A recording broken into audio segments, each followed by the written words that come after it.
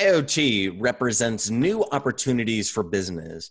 It also represents a new arms race between security professionals and cyber criminals. For TechRepublic and ZDNet, I'm Dan Patterson with Bill Detwiler. Bill, fitness apps are a great example of useful big data. They're also a threat vector. As reported by ZDNet, last week, the fitness app Strava may have revealed secret locations in the U.S. government and military facilities. Can you explain a little bit about what happened here? Yeah, so basically Strava was collecting location data on people that use this fitness tracking app. And now it was anonymizing that data, but it was using it to generate heat maps or large maps that include sort of blobs of color where people are using their devices. And what people discovered when they started looking at these heat maps were that it was showing the location of supposedly secret military bases all around the world, not something that the people that manage those bases, those governments, really want to get out. So are there any other examples of IoT and data applications as security risks or threat vectors? Oh yeah, definitely. So, and it doesn't necessarily have to be just fitness trackers. Of course, if you go back and you look at 2010, 2014, the Stuxnet virus was actually targeted at sort of IoT devices. Now, these were centrifuges being used to manufacture nuclear material in Iran, but still, they were internet connected devices. Now, if you move up in time around 2016, some of the big news was, say, the Mirai botnet. Now, in that instance, you had older routers or IP cameras that were being, compromised and then used as bots to do things like generate denial of service attacks, things like that. So, as IoT devices proliferate throughout, throughout our world, the chance that they're misused or the chance that they're collecting data and then that data is used for perhaps a purpose that it wasn't intended for, or it gives away sensitive information, just grows exponentially.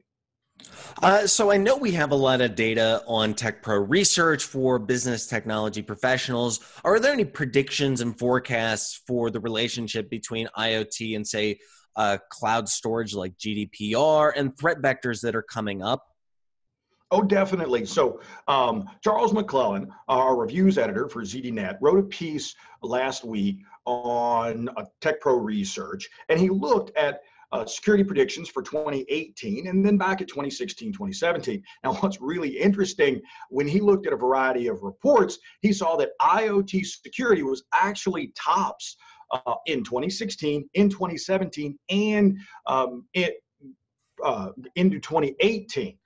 So IoT security is definitely on everyone's minds. And, it's important as organizations, maybe they're not collecting IoT data themselves, but if they have employees, for example, we talked about the military personnel that might be located at these secret bases. If they're using fitness apps and they're just sort of running around the perimeter of the base on their morning PT routine, they can give away the location of those facilities. And as an organization, you have to start thinking about not just what you're using as an organization, but also what your employees are using. Because, a lot of this data when it comes to IoT is anonymized. The Strava data was anonymized. So it's not like they were giving away you could identify each individual about where they were, but taken in a group, it can still be sensitive information. It tracks where you work, where you live, your routines. And so if you're someone that can, wants to use that data in a malicious way, maybe you want to target houses, find out when people are home, find out, and just use it for something maybe less nefarious than, say, international espionage, but just regular burglary, that can be used that way too. And so you're starting to see IoT. That's why you see IoT in the top of everybody's minds. And along with other technologies, of course, you mentioned the EU's GDPR, the General Data Protection Regulations. Now, those come into effect in May in 2018, and there are a lot of companies that may or may not be ready for these regulations to go into place.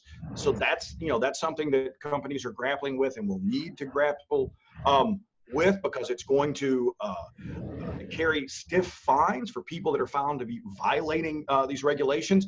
And of course, cloud continues to be, GDPR was actually second on the list we were talking about behind IoT. Cloud is third on that list.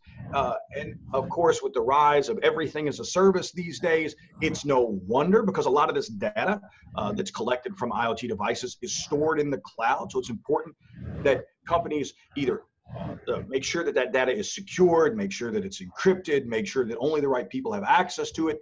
And then, last on the list, we were talking about predictions, cryptocurrency and blockchain are fourth on the list of security concerns. And, the price of blockchain has declined in recent weeks, but, it's definitely the price of cryptocurrency, not blockchain per se, but it's definitely something that's had a lot of attention over the last several weeks. It's not going away as a technology, and people are going to be using it to secure all kinds of things, and for all using it for a lot of purposes in the future. So it's definitely on the tops of everybody's minds as well.